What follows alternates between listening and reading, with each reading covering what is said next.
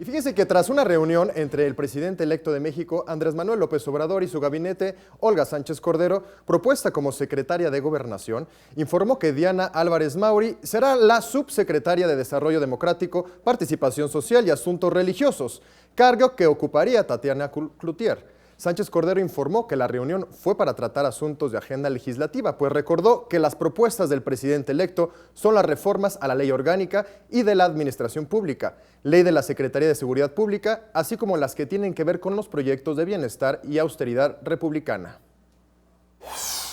Toda la agenda legislativa que es ya de por sí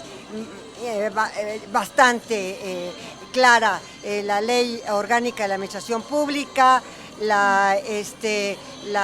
ley de la Secretaría de Seguridad y las leyes que se van a ir, reformando o se van a ir creando para el proyecto de bienestar y de austeridad